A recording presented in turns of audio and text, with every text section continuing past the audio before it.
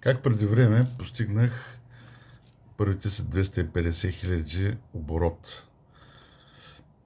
Ами, с много неща, нали, можем да зададем въпросите с хора ли, с нови технологии ли, с вяра ли, с много труд ли.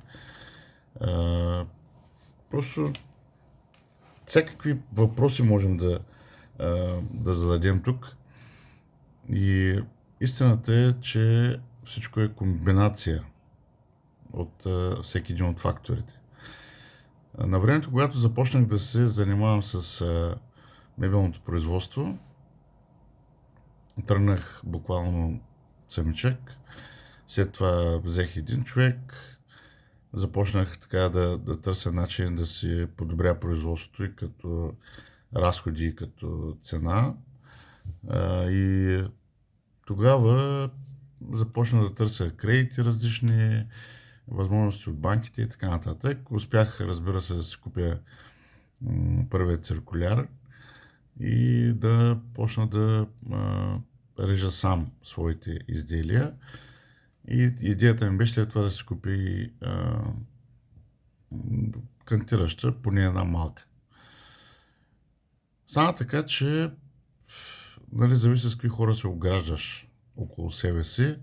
Стана така, че край мен беше един богат човек, който тогава реши поради негови си причини да ми помогне, като ми стане съдружник. Сега тук е интересно, че аз се дърпах 6 месеца. От това той искаше да ми даде 100 хиляди лева тогава, на времето. Имайте предвид, че тогавашната заплата на нормалната заплата на един човек беше между 300-400 лева.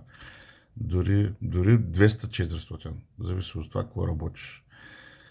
100 хиляди лева, да не се сещате. Аз си купих първият циркуляр за 10 хиляди. И сега тук е интересна съпоставката за финансовата грамотност. Аз тръгнах да правя бизнес, като тогава в главата ми така съвсем спокойно се въртяха цифри 500 лева, 1000 лева от този порядък.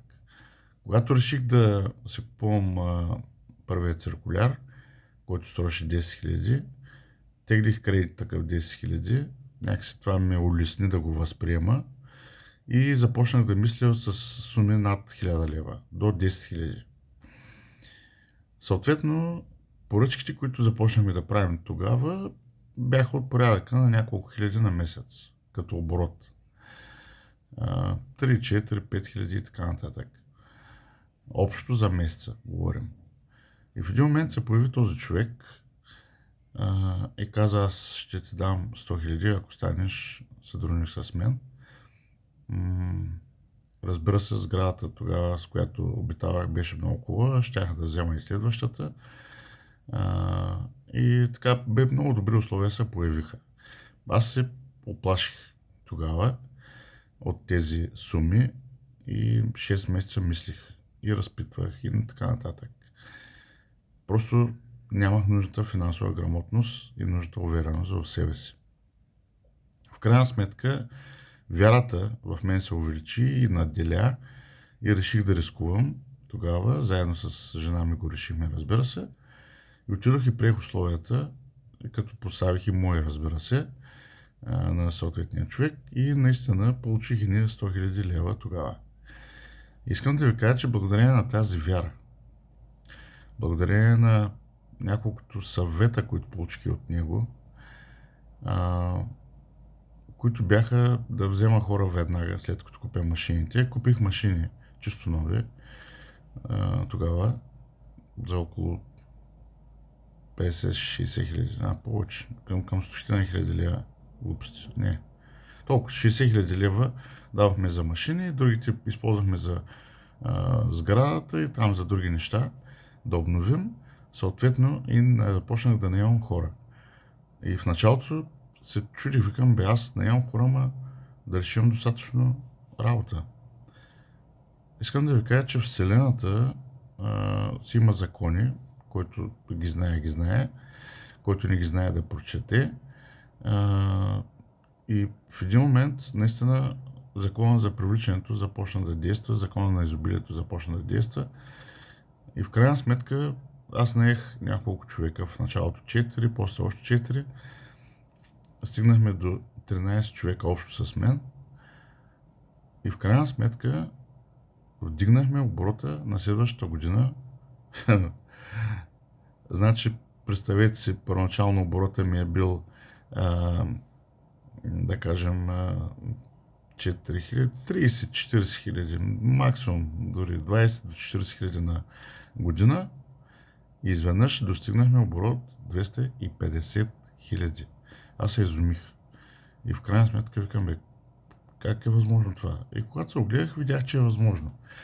Но вярата в себе си, вярата в моите възможности, спокойствието, че имаш кой да свърши тази работа. Делегирах, разбира се, работата на всички тези хора. До мен беше и съпругата ми. И всички заедно свършихме идеална работа да осъществим мечтите на хората. Дори тогава още започнах аз да откривам щастието. Не случайно съм се нарекал откривател на щастие, защото когато видиш щастието в очите на човека, на клиента, който е постигнал нещо, за което е мечтал, това е много хубаво. И тогава всъщност се понаучих малко на финансова грамотност. Така че съвкупността от нови технологии, постоянно учене, хора край теб, екип да имаш, дават чудеса да постигнеш високи резултати.